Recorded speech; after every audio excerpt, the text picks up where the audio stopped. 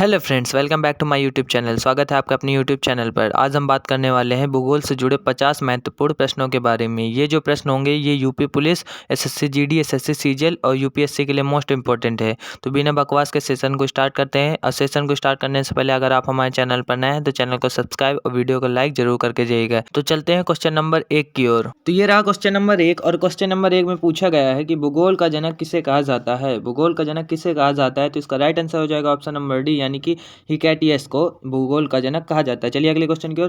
तो question number 2 में पूछा गया है भूगोल के लिए जियोग्राफिका शब्द का प्रयोग सर्वप्रथम किसने किया था। जियोग्राफिका शब्द का प्रयोग सबसे प्रथम पहली बार किसने किया था, तो इसका राइट आंसर हो जाएगा ऑप्शन नंबर डी, यानी कि इरेटोस्थनीज ने किया था सबसे पहले जियोग्राफिका शब्द का उपयोग। चलिए अगले क्वेश्चन की ओर। और क्वेश्चन नंबर 3 में पूछा गया है मानव भूगोल का पिता निम्नलिखित में से किसको कहा जाता है। मानव भूगोल का पिता निम्नलिखित में से किसको कहा जाता है, तो इसका राइट आंसर हो जाएगा ऑप्शन नंबर ए, यानी कि कार्ल रिटर को मानव भूगोल का पिता कहा जाता है। चलिए अगले क्वेश्चन की ओर। क्वेश्चन में पूछा गया है भूगोल को मानव पारिस्थितिकी के रूप में परिभाषित करने वाला विद्वान कौन था। तो भूगोल को मानव पारिस्थितिकी के रूप में परिभाषित करने वाला विद्वान कौन था, तो इसका राइट आंसर हो जाएगा ऑप्शन नंबर सी, यानी कि एच एच बैरोज थे जिन्होंने पारिस्थितिकी के रूप में परिभाषित किया था भूगोल को। चलिए अगले क्वेश्चन की ओर। क्वेश्चन नंबर 5 में पूछा गया है भू आकृति विज्ञान का जन्मदाता किसे माना जाता है। भू आकृति विज्ञान का जन्मदाता किसे माना जाता है, तो इसका राइट आंसर हो जाएगा ऑप्शन नंबर ए, यानी पेशल को माना जाता है। चलिए अगले क्वेश्चन की ओर। क्वेश्चन में पूछा गया है भूगोल पृथ्वी को केंद्र मानकर अध्ययन करने वाला विज्ञान कौन है। भूगोल पृथ्वी की केंद्र मानकर अध्ययन करने वाला विद्वान कौन है, यह ऐसा किसने कहा था, तो इसका राइट आंसर हो जाएगा ऑप्शन नंबर ए, यानी कि वारेनियस ने कहा था। चलिए अगले क्वेश्चन की ओर। सौर मंडल के बारे में विश्व के समझ जानकारी प्रस्तुत करने का श्रेय किस विद्वान को है। तो सौर मंडल के बारे में विश्व के समक्ष जानकारी प्रस्तुत करने का श्रेय किसको है, तो इसका राइट आंसर हो जाएगा ऑप्शन नंबर ए, यानी कि कॉपरनिकस को है। ठीक है, अगले क्वेश्चन की ओर चलते हैं। अगले क्वेश्चन में पूछा गया है सूर्य के चारों ओर घूमने वाली खगोलीय पिंड क्या कहलाते हैं। सूर्य के चारों ओर घूमने वाले खगोलीय पिंड क्या कहलाते हैं, तो इसका राइट आंसर हो जाएगा ऑप्शन नंबर ए, यानी ग्रह कहलाते हैं। तो क्या कहलाते हैं, ग्रह। चलिए अगले क्वेश्चन की ओर। भूगोल भूतल का अध्ययन है ऐसा किसने कहा था। भूगोल भूतल का अध्ययन है ऐसा किसने कहा था, तो इसका राइट आंसर हो जाएगा ऑप्शन नंबर सी, यानी कि कांट ने कहा था। चलिए अगले क्वेश्चन की ओर। सौर मंडल में कुल कितने ग्रह हैं। सौर मंडल में कुल कितने ग्रह हैं, तो इसका राइट आंसर हो जाएगा ऑप्शन नंबर डी, यानी कि 8 ग्रह हैं। चलिए अगले क्वेश्चन की ओर। क्वेश्चन नंबर 11 में पूछा गया है किसी ग्रह के चारों ओर परिक्रमा करने वाले छोटे आकाशीय पिंड को क्या कहते हैं। किसी ग्रह के चारों ओर परिक्रमा करने वाले छोटे आकाशीय पिंड को क्या कहते हैं, तो इसका राइट आंसर हो जाएगा ऑप्शन नंबर सी, यानी कि उपग्रह कहते हैं। चलिए अगले क्वेश्चन को। क्वेश्चन नंबर 12 में पूछा गया है ग्रहों की गति का नियम प्रतिपादित किसने किया था। ग्रहों की गति का नियम किसने प्रतिपादित किया गया था, तो किसने किया था, तो इसका राइट आंसर हो जाएगा ऑप्शन नंबर ए, यानी कि केपलर ने किया था। चलिए अगले क्वेश्चन की ओर। क्वेश्चन में पूछा गया नॉर्वे में अर्धरात्रि के समय सूर्य कब दिखाई देता है। नॉर्वे में अर्धरात्रि के समय सूर्य कब दिखाई देता है, तो इसका राइट आंसर हो जाएगा ऑप्शन नंबर बी, यानी कि 21 जून को दिखाई देता है, 21 जून को दिखता है। चलिए अगले क्वेश्चन की ओर। सौर मंडल की खोज किसने की थी। तो सौर मंडल की खोज किसने की थी, तो इसका राइट आंसर हो जाएगा ऑप्शन नंबर ए, यानी कि कॉपरनिकस ने की थी। चलिए अगले क्वेश्चन की ओर। सौर मंडल का जन्मदाता किसे कहा जाता है। सौर मंडल का जन्मदाता किसे कहा जाता है, तो इसका सही जवाब हो जाएगा ऑप्शन नंबर सी, यानी कि शनि को कहा जाता है। चलिए अगले क्वेश्चन की ओर।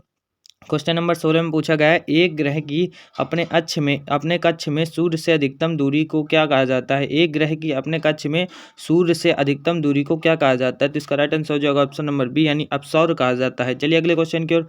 एक ग्रह की अपने कक्ष में सूर्य से न्यूनतम दूरी को क्या कहा जाता है। एक ग्रह की अपने कक्ष में सूर्य से न्यूनतम दूरी को क्या कहा जाता है, तो इसका राइट आंसर हो जाएगा ऑप्शन नंबर ए, यानी कि उपसौर कहा जाता है। उपसौर कहा जाता है। अधिकतम दूरी को अपसौर कहा जाता है, न्यूनतम दूरी को उपसौर कहा जाता है। चलिए अगले क्वेश्चन की ओर। क्वेश्चन नंबर 18 में पूछा गया अंतरिक्ष में कुल कितने तारामंडल हैं। अंतरिक्ष में कुल कितने तारामंडल हैं, तो इसका राइट आंसर हो जाएगा ऑप्शन नंबर डी, यानी 89 तारामंडल हैं। चलिए अगले क्वेश्चन की ओर। क्वेश्चन नंबर 19 में पूछा गया पार्थिव ग्रहों की संख्या कितनी है। पार्थिव ग्रहों की संख्या कितनी है, तो इसका राइट आंसर हो जाएगा ऑप्शन नंबर सी, यानी कि 4 है। चलिए अगले क्वेश्चन की ओर। ब्रह्मांड में विस्फोटी तारा कहलाती है। ब्रह्मांड में विस्फोटी तारा कहलाती है, तो इसका राइट आंसर हो जाएगा ऑप्शन नंबर बी, यानी कि अभिनव तारा। चलिए अगले क्वेश्चन की ओर।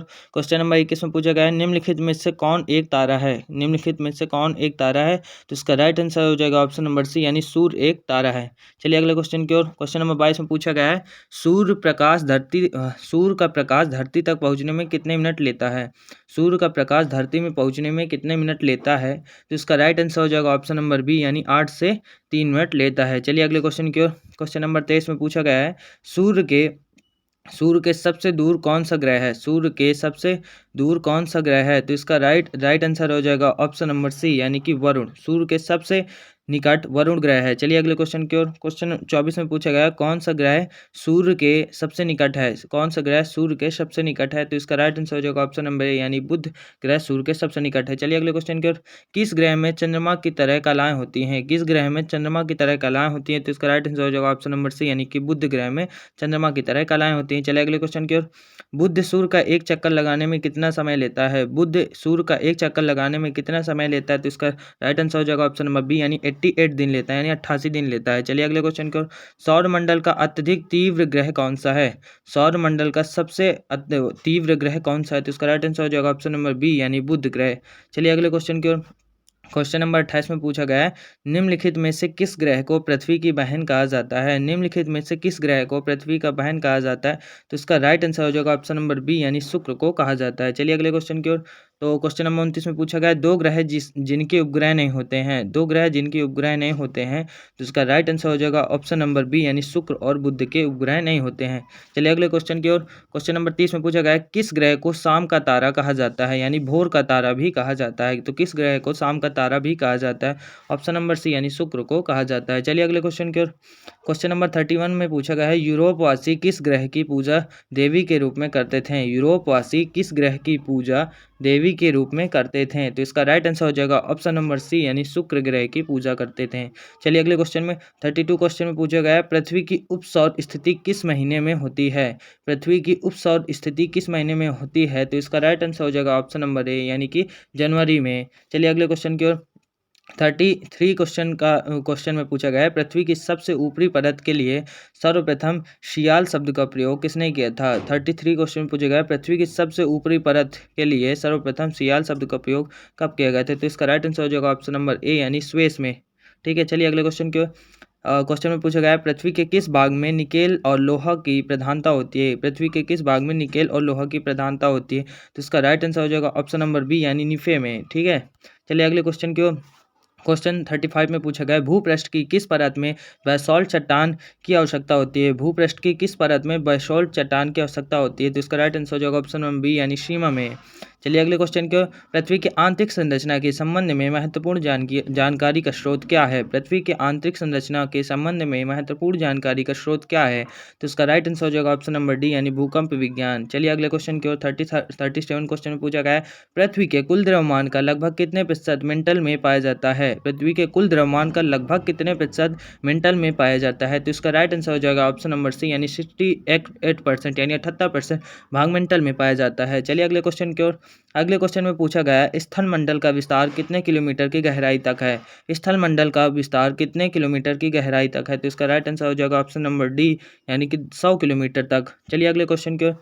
पृथ्वी के भूपर्पटी में कौन सा तत्व प्रचुर मात्रा में पाया जाता है। पृथ्वी के भूपर्पटी में कौन सा तत्व प्रचुर मात्रा में पाया जाता है, तो इसका राइट आंसर हो जाएगा ऑप्शन नंबर सी यानी एल्यूमिनियम धातु सबसे ज़्यादा प्रचुर मात्रा में पाया जाता है। चलिए अगले क्वेश्चन की ओर। 40वें नंबर के क्वेश्चन में पूछा गया है पृथ्वी के धरातल के कितने प्रतिशत भाग पर महाद्वीपों का विस्तार पाया जाता है। पृथ्वी के धरातल के कितने प्रतिशत भाग पर महाद्वीपों का विस्तार पाया जाता है, तो इसका राइट आंसर हो जाएगा ऑप्शन नंबर सी यानी कि 29.2% भाग में महाद्वीपों का विस्तार पाया जाता है। चलिए अगले क्वेश्चन की ओर। क्वेश्चन में पूछा गया है पृथ्वी ग्रह की संरचना में प्रावार के नीचे क्रोड निम्नलिखित में से एक से बना है। पृथ्वी ग्रह की संरचना में प्रवार के नीचे क्रोड निम्नलिखित में से किस एक से बना है, तो इसका राइट आंसर हो जाएगा ऑप्शन नंबर ए यानी कि लोहा से बना है। ऑप्शन नंबर ए लोहा से बना है। चलिए अगले क्वेश्चन की ओर। अगले क्वेश्चन में पूछा गया है पृथ्वी की 3 संकेंद्री परतों में ऊपर से दूसरी परत का क्या नाम है? पृथ्वी की 3 संकेंद्रीय परतों में ऊपर से दूसरी परत का क्या नाम है? तो इसका राइट आंसर हो जाएगा ऑप्शन नंबर बी यानी सीमा नाम है। ठीक है, अगले क्वेश्चन में पूछा गया कुल अक्षांशों की संख्या कितनी है? कुल अक्षांशों की संख्या कितनी है? तो इसका राइट आंसर हो जाएगा ऑप्शन नंबर डी यानी 180 है। चलिए अगले क्वेश्चन में पूछा गया है देशांतरों की संख्या कितनी है? तो देशांतरों की संख्या कितनी है? तो इसका राइट आंसर हो जाएगा ऑप्शन नंबर बी यानी कि 360 है। चलिए अगले क्वेश्चन में पूछा गया है निम्नलिखित नगरों में से कौन सा एक भूमध्य रेखा के सर्वाधिक निकट है? निम्नलिखित नगरों में से कौन सा एक भूमध्य रेखा के सर्वाधिक निकट है? तो इसका राइट आंसर हो जाएगा ऑप्शन नंबर ए यानी सिंगापुर। चलिए अगले क्वेश्चन की ओर। क्वेश्चन नंबर में पूछा गया है कि निम्नलिखित में से किस देश से होकर कर्क रेखा नहीं गुजरती है? निम्नलिखित में से किस देश से होकर कर्क रेखा नहीं गुजरती है? तो इसका राइट आंसर हो जाएगा ऑप्शन नंबर ए यानी जायरे से नहीं गुजरती है। चलिए अगले क्वेश्चन की ओर चलते हैं। अंतर्राष्ट्रीय दिनांक रेखा कहाँ से होकर गुजरती है? अंतर्राष्ट्रीय दिनांक रेखा कहाँ से होकर गुजरती है? तो इसका राइट आंसर हो जाएगा ऑप्शन नंबर ए यानी 180 डिग्री से होकर गुजरती है। चलिए अगले क्वेश्चन की ओर। क्वेश्चन में पूछा गया ग्रीनविच किस देश में है? ग्रीनविच किस देश में है? तो इसका राइट आंसर हो जाएगा ऑप्शन नंबर ए यानी कि यूके में है। ग्रीनविच किस देश में है? तो वह है यूके में। चलिए अगले क्वेश्चन की ओर। एक देशांतर को पार करने में दो स्थानों के स्थानीय समय के बीच क्या अंतर होता है? एक देशांतर को पार करने में दो स्थानों के स्थानीय समय के बीच क्या अंतर होता है? तो उसका राइट आंसर हो जाएगा ऑप्शन नंबर सी यानी 4 मिनट का अंतर होता है। चलिए अगले क्वेश्चन में और इस सेशन का लास्ट क्वेश्चन में पूछा गया है अंतर्राष्ट्रीय तिथि रेखा का निर्धारण किस वर्ष किया गया था? अंतर्राष्ट्रीय तिथि रेखा का निर्धारण किस वर्ष किया गया था? तो इसका राइट आंसर हो जाएगा ऑप्शन नंबर डी यानी 1884 में किया गया था। तो ये थे हमारे टॉप 50 क्वेश्चंस। अगर आपको वीडियो अच्छी लगे तो वीडियो को लाइक और चैनल को सब्सक्राइब जरूर करके जाइएगा और ऐसे ही वीडियो पाने के लिए हमारे चैनल को सब्सक्राइब करिएगा।